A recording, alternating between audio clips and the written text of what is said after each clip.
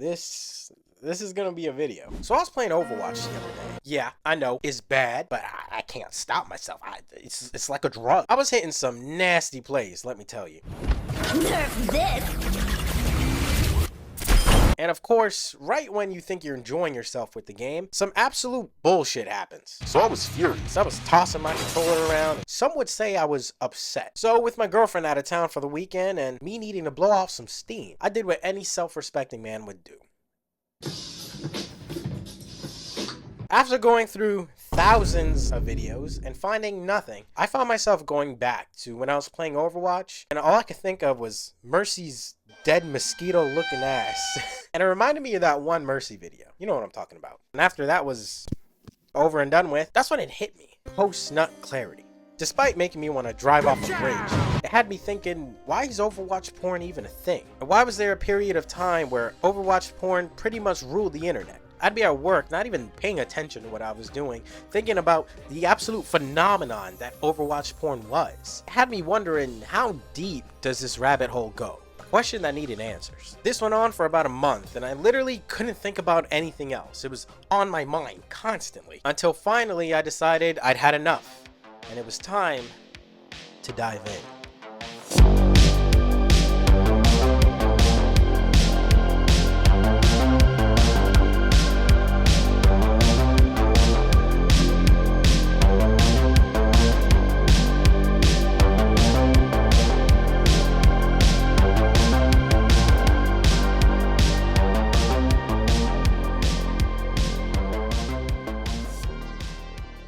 Alright, by now y'all are probably asking, where the big titty 3D gamer girls at? They will come. Before we get into all that, we need to go all the way back before the game turned into the absolute shithole it is now. Back before the game's initial release. We need to go all the way back to the beta.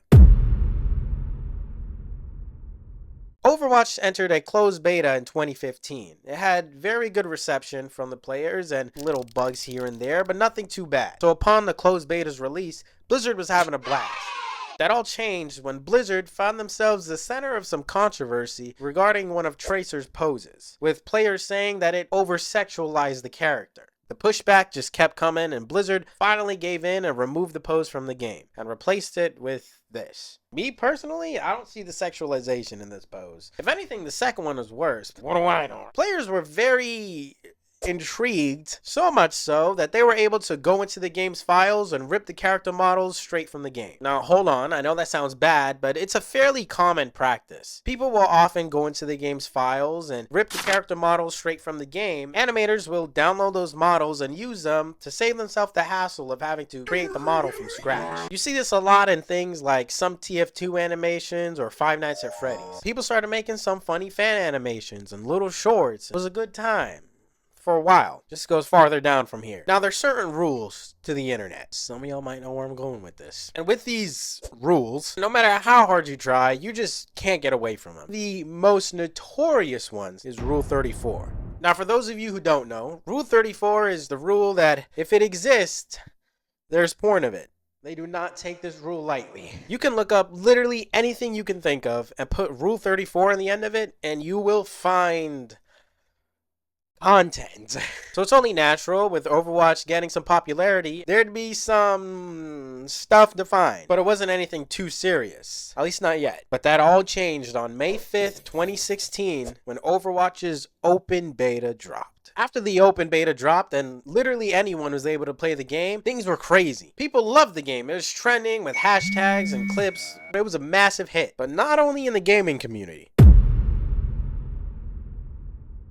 So with the rise of Overwatch popularity, creators, is what we'll call them, saw this as an opportunity. More and more Overwatch porn production began to surface and ended up being everywhere. And with Overwatch trending at the time, a lot of people were seeing a different kind of payload, if you know what I'm talking about. This is where it gets interesting. Pornhub would officially come out with statistics regarding Blizzard's new hit game. Pornhub had an incredible spike of 817% in Overwatch-related searches after May 5th. This massive surge would only get bigger throughout the year, and on January 1st of 2017, when Pornhub let out their yearly report, I don't know what it's called, Overwatch was the 11th most searched thing in the entire world. shift. Now, I'm not talking about just the gaming genre. I'm talking about Pornhub itself. People were going on Pornhub and searching up any type of Overwatch porn more than they were looking up anal.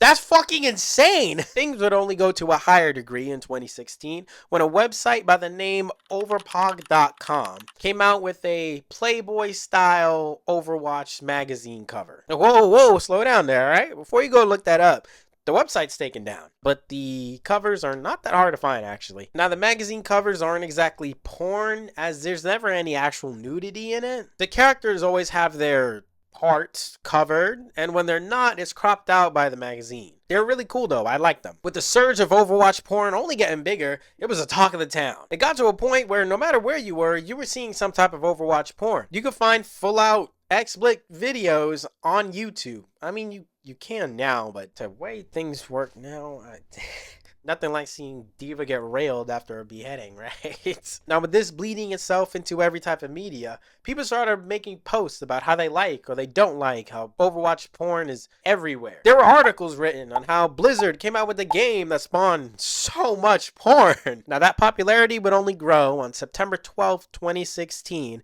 when Browsers, the website I've never heard of, they came out with their own parody of the game, Oversnatch. An XXX parody. Yeah, and no, I'm not doing a movie review style section in this video for the porn parody. Because why would I do that? Because I can. Oversnatch, an XXX parody. Brought to you by Browsers, the sponsor of today's video. An adult porn site where you can scroll through. This particular film stars Aletta Ocean and Danny O, wherever the fuck they are. So we start with an introduction to our characters. First up is Aletta, who's portraying Widowmaker. Right under her name is the one-liner. One cum shot, one kill. It's Overwatch porn. Right on the money there. Right under that is her role, Cock Sniper. I don't know what that is. She's shooting cocks left and right, like bop bop. Then we got Danny, who's portraying Reaper. Danny's one-liner is, if it lives, I can fuck it. Which is not a thing I think you want to be saying, Danny. Danny's role is cum blaster. Straight to the point. I'm extremely disappointed with these costumes. Porn is usually known for how great their costumes are, especially when it comes to superheroes or anything like that. Sometimes it's even better than the actual suits they use in the movies. So Widow, or Aletta, is wearing this shit. The top looks like some shit you find on the floor in Ross. Her shoulder pad is just a knee pad, which, I'll give it to them, is really creative. If you weren't a company like Browsers that can afford something, I mean, it's not like this is an independent film. This is a big company making a, I want to assume, high budget production. I don't know how much porn costs. Widow's gun is just a spray painted Nerf gun. They didn't even bother hiding that. They just covered it with a piece of tape. Her helmet's what got me. Her helmet is just a bike helmet that they cut the two sides off, strapped some 3 light dots. Reaper, I mean, they got the mask, which is probably also Nerf. That's really all you need. It's just mask and a hood. They got the guns pretty good too, which I couldn't tell if it was Nerf too, but here's where they fucked up. They used chainmail on Reaper and leather, like real leather. Now, I don't know if you've ever seen porn before. The sound, that's a key factor. That's all you hear the whole video. That and chainmail moving around. You don't even hear any clapping. All right, so Widow's scoping the place out. Then she activates her ult, Infra Tits. So, like, does she have her regular infrared ability where she can see through walls, or can her tits see through walls? And how does she even get the ult in the first place? The match just started and she hasn't charged it up. Listen, I'm just saying, I got a lot of questions. She spots Reaper and then we have a shootout. And Reaper's shooting from long range. And if you've ever played the game, you know that doesn't work.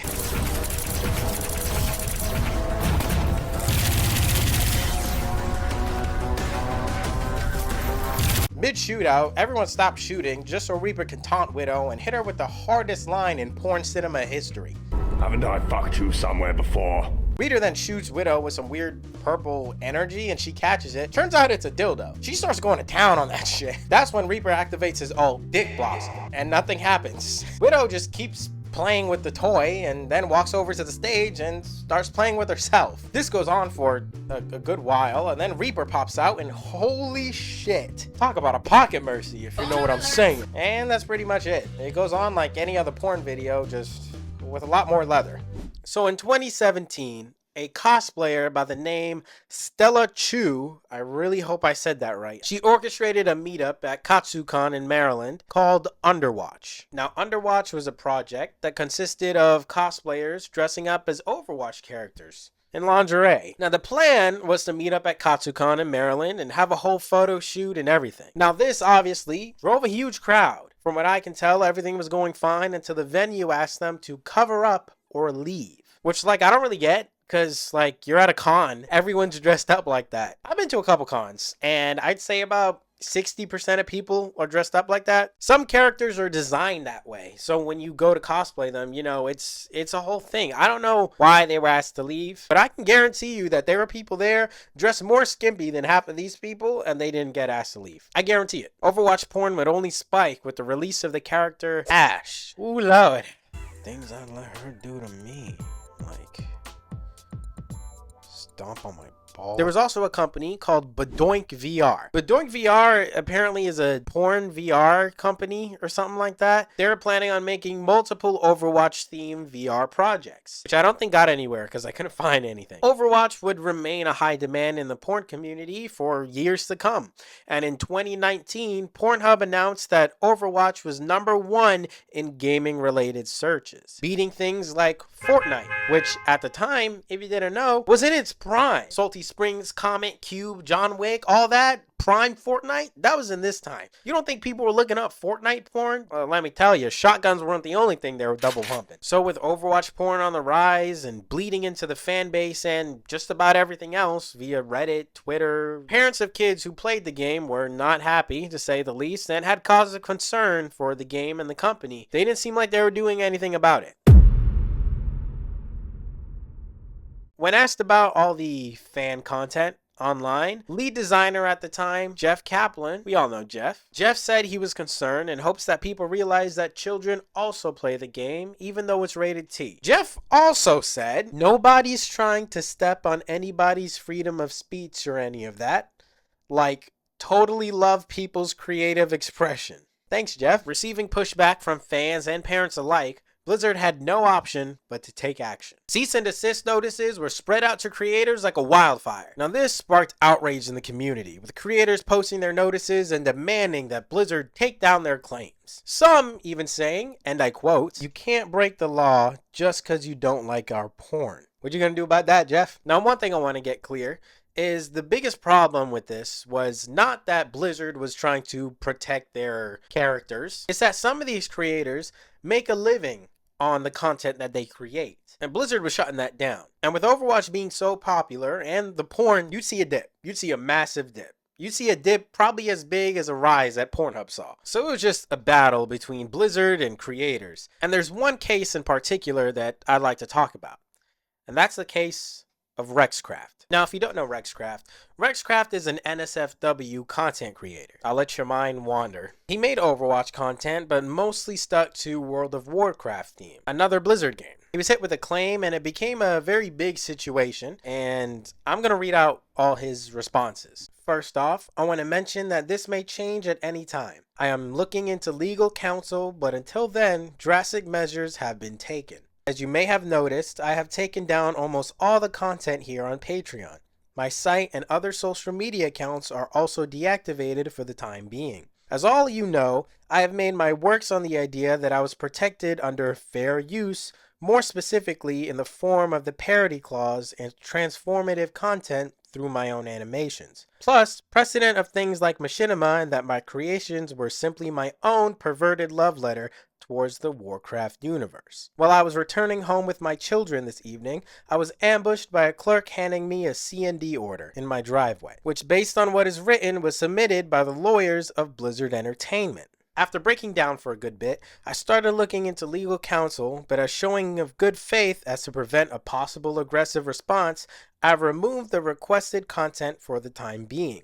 I will say no more until I have properly spoken with counsel and looked into options. I just wanted to give you all fun content to enjoy, but as of right now, I am floating down a creek without a paddle. And until I get my feet on the ground, I have to make sure I protect myself. No matter what, I will continue to create content, even if I have to change the methods/content at which I do it. I hope you all decide to stick around while I look into it, but if you decide this is too much to handle, I understand if you wish to bail. I am sorry, everyone.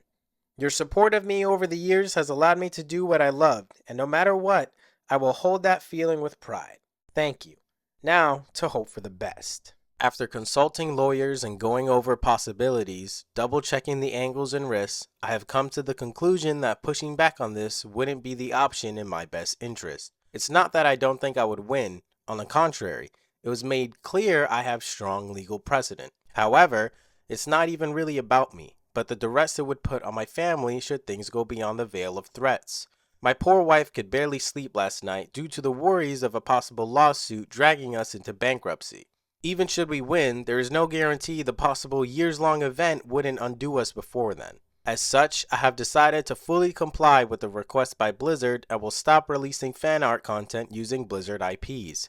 As a lifelong fan of the franchise, having been subscribed nearly non-stop for over 10 years, this pains me greatly. The fact all my work over that time will also be shelved hurts too. So what's next? Like a phoenix, I plan to rise out of this. I've been speaking with coders, modelers, my hosts, and others towards a better, unique project. A personal fantasy setting, if you will, that I hope to make a reality here. Better yet, should I get this going, I hope to make it the long-teased game mentioned before.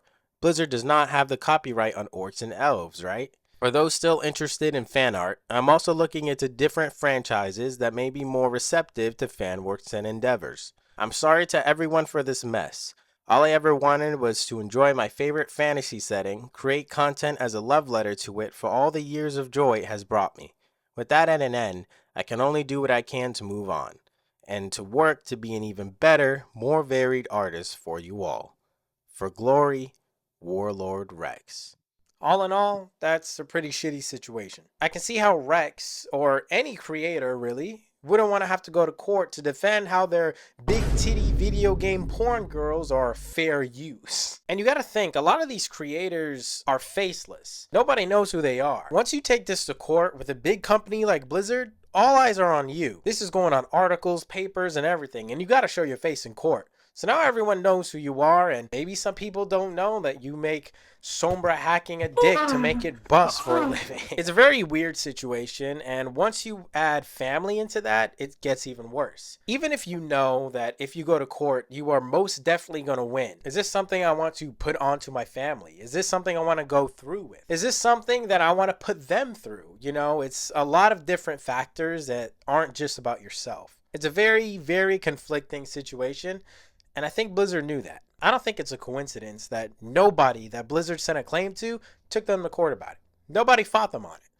I don't think that's an accident. Blizzard knew who would give him pushback and who wouldn't, at least in court. Not everyone got a claim. Some people were saying that they got a claim, and others who are just as big in the community as others that did get a claim were saying that, hey, I didn't get one. Why didn't I get one, you know? I can see it from both angles, and I kind of feel for some of the creators that suffered very badly. Blizzard, I kind of see their business angle about it, but that's about it. All in all, Rex seems like he's doing good for himself. He's constantly posting on his Patreon and his Twitter, X, but I'm glad he's doing all right.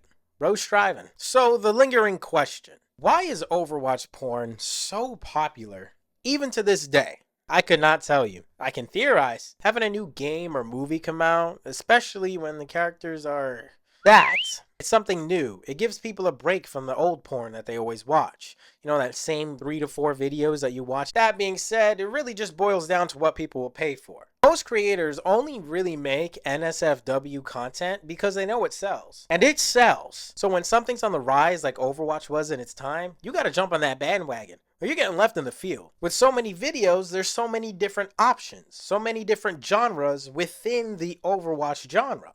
There's something to fill everybody's needs. So those people who like ankles, there's something for you there. I don't think I'll ever be able to tell you why Overwatch porn was the phenomenon that it was. Because I'm just a dumb YouTuber talking to a camera about 3D video game porn. What do I know, right? Thank you guys so much for watching this video. This is my first actual deep dive video and I had a lot of fun making it and I want to make more. If not deep dives, then just something in the realm of it. Please leave a like if you enjoyed the video. Why not? I mean, you made it this far, right? Subscribe if you liked the video. I just want to say thank you again for watching and joining me on this deep dive into Overwatch porn.